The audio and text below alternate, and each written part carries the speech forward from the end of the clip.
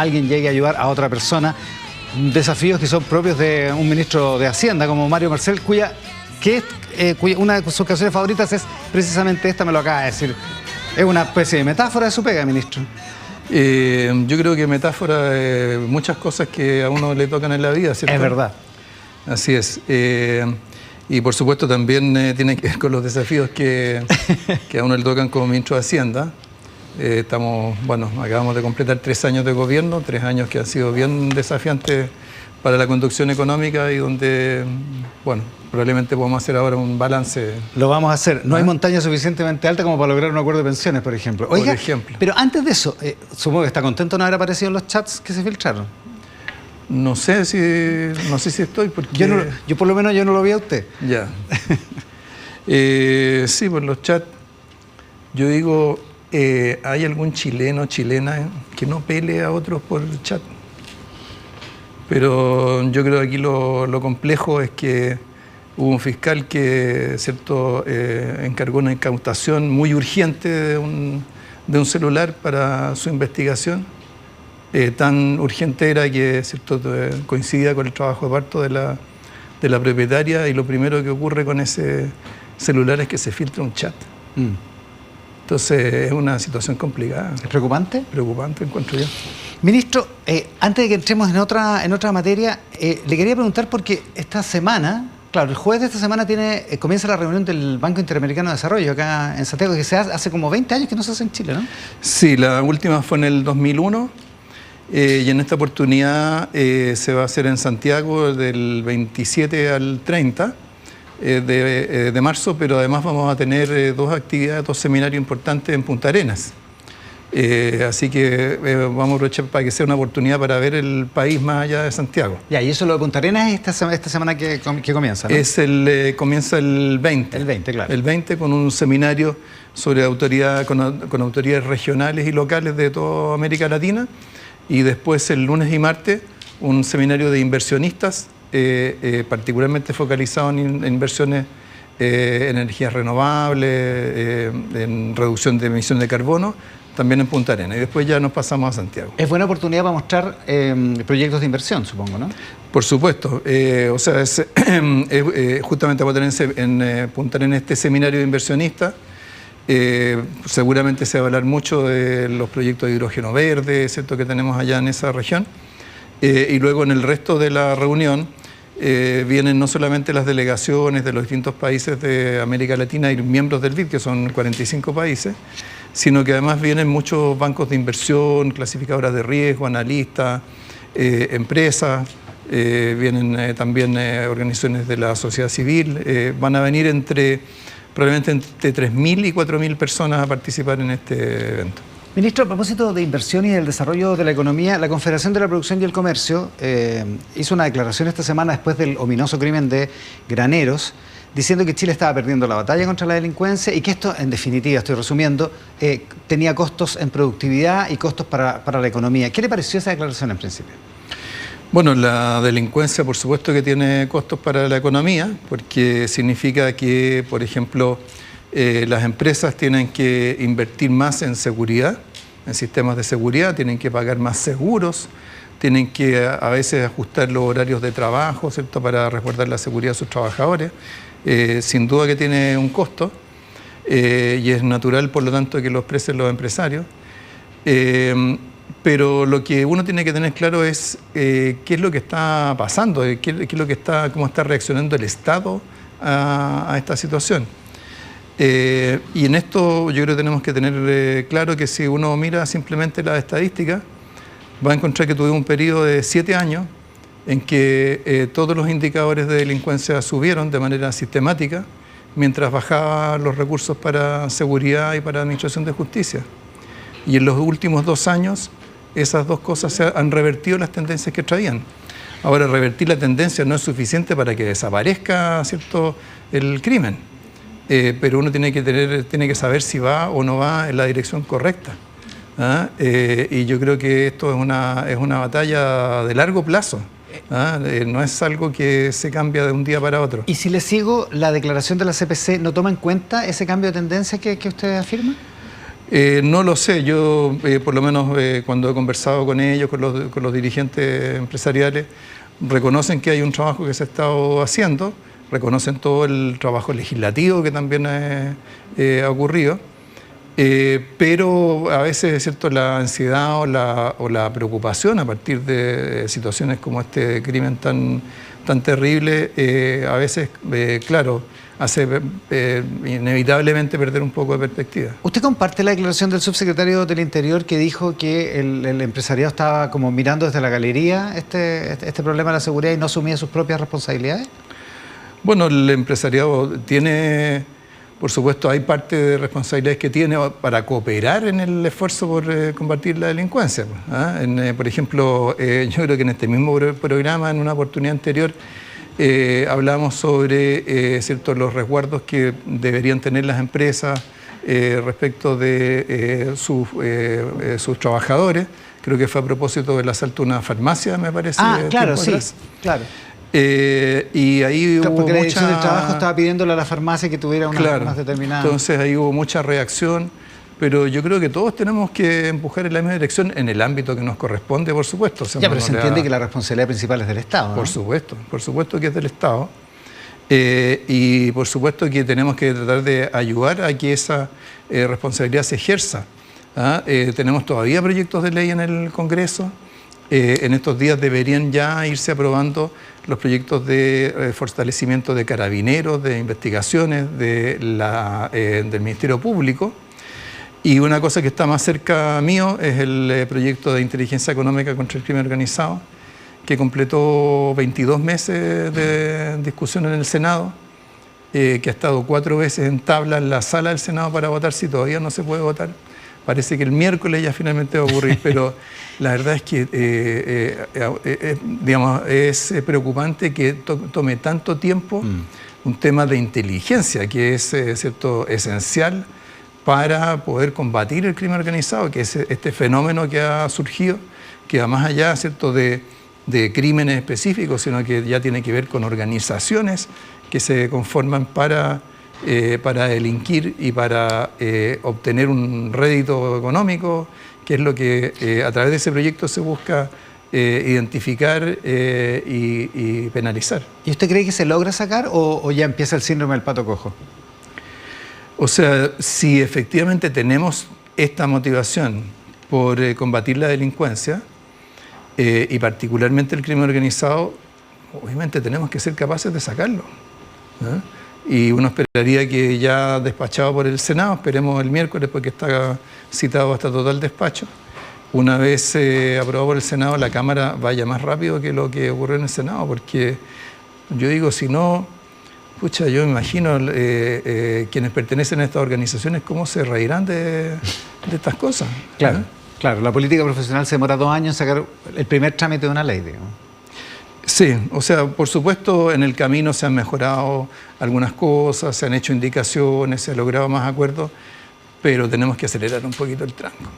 Y en materia de permiso, yo sé que usted me va a decir que está tramitándose el proyecto de permisología, pero ¿qué le parece la polémica de esta semana entre la Seremi Metropolitana de Medio Ambiente y un grupo de economistas y expertos de Horizontal de ese centro de estudios que dicen, en el fondo se alarman por la cantidad de exigencias que la Seremi de Medio Ambiente le pone al diseño y a la evaluación medioambiental del Hospital del Cáncer, un nuevo Hospital del Cáncer en un edificio que está prácticamente en ruinas en Independencia? Si no me equivoco, salió una carta de la Seremi, se publicó una carta en que señaló que lo que estaba en la lista de Horizontal eran simplemente sugerencias o recomendaciones, pero que no eran condiciones para avanzar en la ejecución de ese proyecto. ¿Lo deja tranquilo esa respuesta? Me deja tranquilo respecto de ese caso específico, pero por supuesto que tenemos muchas situaciones en las cuales surgen trabas a los proyectos de cosas que deberían ser capaces de resolverse en el propio proceso. Yo creo que tenemos un proceso de evaluación de impacto ambiental que es muy rígido en el sentido de las etapas que tiene, qué se hace en cada caso y que dificulta el ir haciendo ajustes en el camino. Y la reforma que está actualmente en discusión da mucho más espacio para eso. Y eso implica que hay... Porque da la impresión, mire, veamos lo de la ley de inteligencia económica. Todas las cosas de los permisos sectoriales, da la impresión de que como que está chanchado el sistema completo, como que todos nos cuesta mucho, como que todo se demora mucho. Da esa impresión, da la impresión de que se necesita como un remesón o una activación de energía, ¿no? Algo así. Sí, bueno, yo diría que ahora sobre todo que ya entramos en años de elecciones generales, creo que empiezan a cruzarse a veces otro tipo de cálculos. Pero yo digo, o sea, para quien quiera que uno busque o promueva para la presidencia, pucha, qué mejor sería para el país que pudiera partir, como se dice, tocar el suelo corriendo, en lugar de tener que ir a reactivar proyectos que se estancaron en su tramitación legislativa. O sea, ahora, usted menciona el de permisos sectoriales. Ese proyecto sí está bastante más avanzado. Hubo un acuerdo en el Congreso, ¿cierto?, entre el ministro Grau y la Comisión. Y justamente estos días vimos las indicaciones que hay que hacer para poder cumplir con ese acuerdo y poder sacar ese proyecto que ya está en segundo trámite constitucional. Así que ahí ya estamos bastante más cerca de su aprobación. ¿Pero es un problema de la legislación o efectivamente es un problema de actitud? Porque yo leí la carta de la Seremi Metropolitana de Medio Ambiente y ella dice, el principal argumento es que ella dice que estas recomendaciones no implican un retraso del proyecto. Y su línea de defensa es que el proyecto no está atrasado. La pregunta es otra, es ¿cuánto se deslegitima la propia autoridad ambiental cuando la gente percibe que la autoridad ambiental está preocupada de las arañitas y de los ratones de un edificio en ruinas versus lograr que salga un hospital del cáncer que podría ayudar a miles de enfermos que ven retrasadas sus atenciones? No hay una desproporción en la preocupación aparentemente, ¿o no? O sea, bueno, es que aquí lo estamos viendo a través de una ventana que es la que puso el foco en el tema de la arañita de los ratones. Pero tenemos la visión completa de lo que se ha analizado, aprobado en el informe de impacto ambiental de ese proyecto. Creo que no lo tenemos, así que... No, de hecho no ha terminado. Respecto a eso. Está en el proceso de evaluación ambiental recién, sí, digamos. Así es. O sea, habría que mirar el cuadro general, dice usted. Así es, exactamente. Ya, pero ¿no cree que haya una tendencia a sobre representar a determinados intereses en la tramitación de esos proyectos? O sea, creo que muchas veces hay una cuestión como de criterio respecto de qué cosas se ponderan más que otras. No me refiero a este caso en particular, sino que a otros que hemos conocido. A mí en particular, una cosa que me preocupa es cuando tenemos proyectos de inversión que su objetivo es ambiental, reducir emisiones. ¿Ah? Por ejemplo, proyectos de línea de transmisión que permiten aprovechar mejor las energías renovables que se generan en el norte del país, por ejemplo. ¿Ah?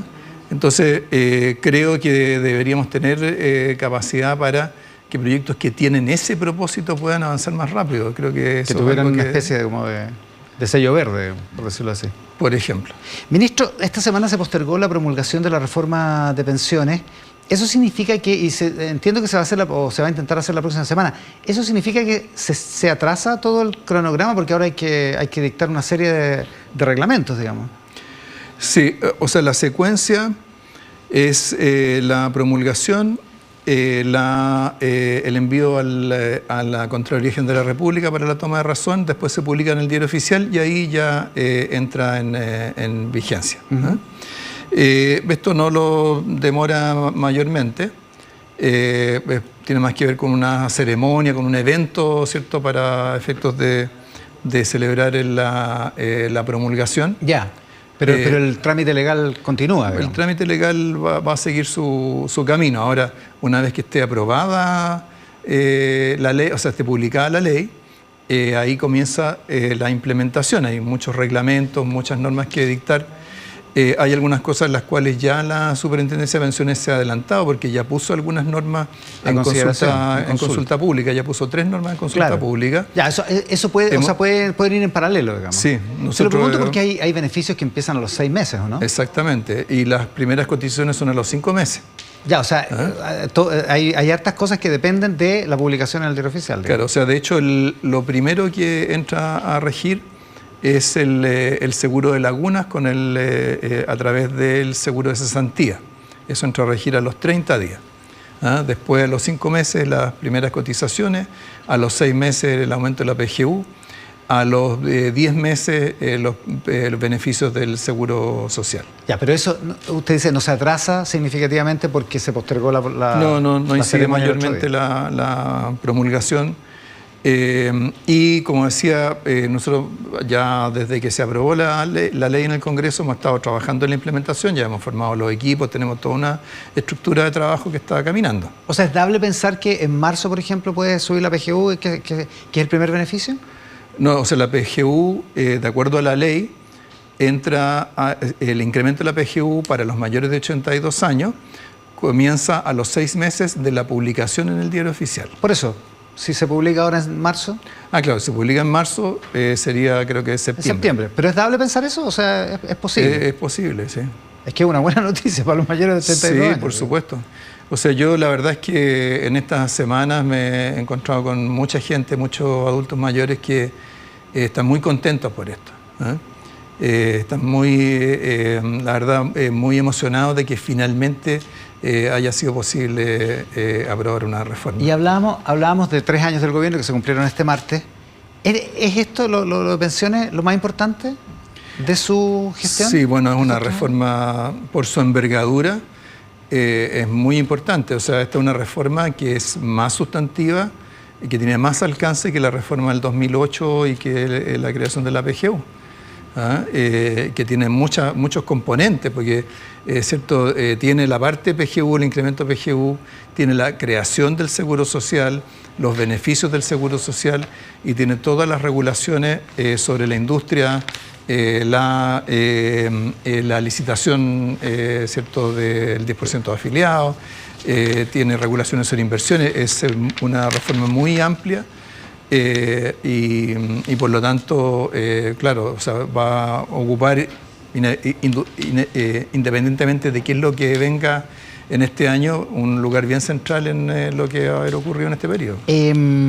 La periodista María Jesús Coloma entrevista hoy día a Paulina Yasigi, la presidenta del gremio de las AFP, que no había hablado en todo este tiempo. Así es. Leyó la entrevista, ¿no? Porque tiene un tono como de que las AFP tienen que seguir colaborando y como todos, dice, tenemos que seguir resguardando la capitalización individual. ¿Qué le pareció el tono de la Sí, dirigente? me pareció claramente un tono diferente. Creo que marca un giro en lo que ha sido la relación de la AFP con la reforma. Y es un giro positivo porque las AFP van a seguir siendo parte del sistema. Hay muchas cosas de la implementación que van a pasar por las administradoras y por lo tanto es importante que colaboren en ese esfuerzo, ¿no? Ministro, yo recuerdo cuando también nosotros aquí hablamos tiempo atrás sobre el tema de la AFP, yo decía, sería bueno ya que dieran vuelta a la página después de todo ese periodo de campaña y crítica, etcétera.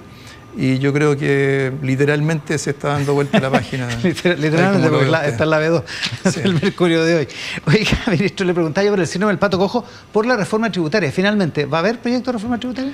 Hemos seguido trabajando en ese proyecto, donde hay dos grandes temas. Uno es el impuesto a la renta, el régimen general de impuestos a la renta, con renta corporativa, disminución de la tasa de renta corporativa, compensada por una tasa a la primera distribución de dividendos, y otra parte que tiene una lógica, llamémosle un poco más distributiva, que es el nuevo régimen para las pymes, algunos beneficios para la clase media y algunas medidas de incentivo a la investigación y desarrollo y otras materias, todo eso financiado con un ajuste en la escala, en la parte más alta de la escala del impuesto global complementario, que es a los ingresos de las personas. Eso sería para los sueldos más altos, que que ahora pagan hasta el 40% del último tramo, pagarían un poco más. Esa sería la compensación. Sí, o sea, la forma exacta, porque como son tasas marginales, eso al momento de pagar impuestos se va sumando, ¿cierto?, lo que se aplica a cada tramo,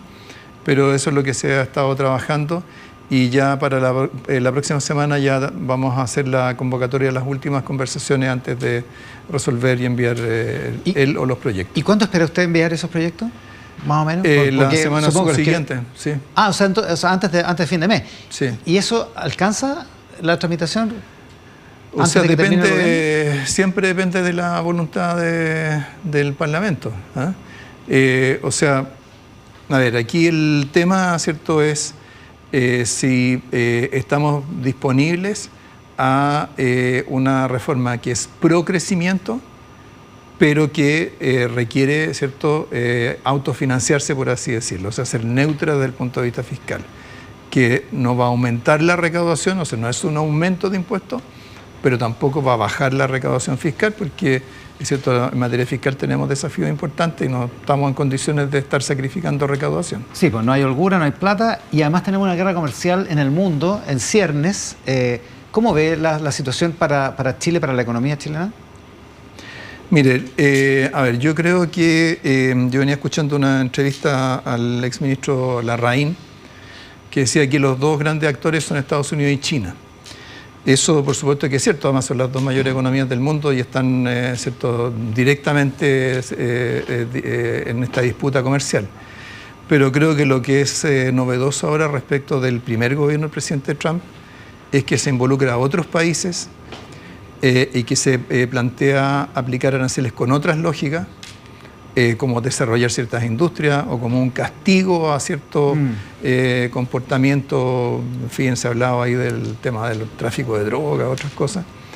Entonces eso plantea un escenario mucho más complejo, porque en términos de los conceptos que usan los economistas, esto no es un tema de riesgo cuando uno por lo menos le puede asignar probabilidad de las cosas, ¿ya?, sino que es un tema de incertidumbre.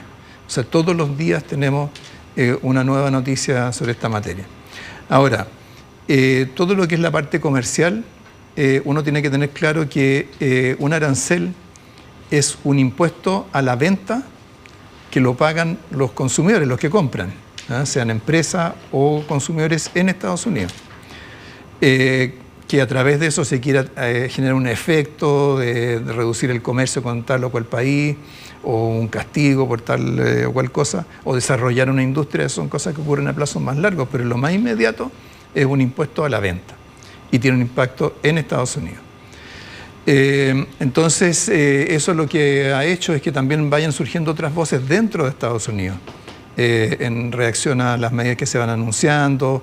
Se piden postergaciones, hemos visto la misma industria del cobre también en Estados Unidos ha hecho planteamientos. Entonces toda esa parte comercial va a seguir siendo bastante confusa durante un tiempo, pero todo eso tiene un efecto más de mediano plazo. Y nosotros no estamos directamente involucrados porque, primero, con Estados Unidos nosotros tenemos un déficit comercial y no un superávit.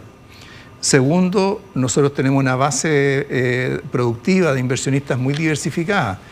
No es como el caso de otros países que tienen mucha inversión. China, en el caso nuestro, no lo es. China es nuestro principal socio comercial, pero es el octavo como inversionista en Chile. Y por otro lado, estamos aguas arriba en la cadena de valor, o sea, producimos materias primas, productos agrícolas, etcétera. Y hoy día lo que uno ve es que la discusión está más centrada en industria manufacturera, en la economía digital. Ya, o sea, entonces, eso nos permite tomar cierta distancia de la parte comercial, pero es a través del canal financiero que las cosas nos llegan más rápido. Entonces hoy día ya tenemos tasas de interés de largo plazo más altas. También hemos tenido mucho movimiento del tipo de cambio. Entonces eso sí va teniendo un efecto más inmediato. Ahora se ha dado la paradoja de que en la medida que se ha mencionado al cobre en Estados Unidos, el precio del cobre ha subido. El sube de precio, está como casi en $5. Claro, y al subir el precio del cobre, el peso se ha apreciado o el dólar ha bajado en Chile, junto con una baja más general que ha tenido en las últimas semanas. O sea, el efecto inmediato ha sido más o menos positivo. Ahora, en un escenario, lo último, de estrechez fiscal como el que tenemos, ¿está preparado Chile si es que esto escala, si es que esto se convierte en una crisis económica internacional? ¿Chile está preparado sin las holguras que teníamos, qué sé yo, en el 2008, con las que contaba el primer gobierno de Bachelet, por ejemplo? Sí, bueno, nosotros creo que estamos mejor preparados que muchos países, particularmente en el tema comercial, por el hecho de que nosotros tenemos una red de tratados de libre comercio con muchos países del mundo que representan más del 85% del producto mundial. Y esa red no es simplemente una cuestión de tratados, significa relaciones comerciales entre empresas chilenas que exportan y sus clientes en esos países. Entonces, esa relación business to business que se llama, es una fuente adicional de información, una fuente adicional que nos permite también ir redirigiendo nuestro comercio si es que eso es posible. Por supuesto, la capacidad para reestructurar el comercio no es ilimitada, pero creo que en ese sentido, particularmente en el plano comercial, estamos bastante mejor preparados que otros países. Ministro, pero siendo una economía abierta, cierto que esto nos va a afectar. El tema es en qué plazo y en qué parte de la economía. Hay que prepararse entonces. Ministro, muchísimas gracias por la gentileza de estar acá. Muy bien, muchas gracias. Y suerte con toda la reunión del BID. Muchas a fin de mes. Muchas gracias. El ministro de Hacienda, Mario Marcel, esta mañana.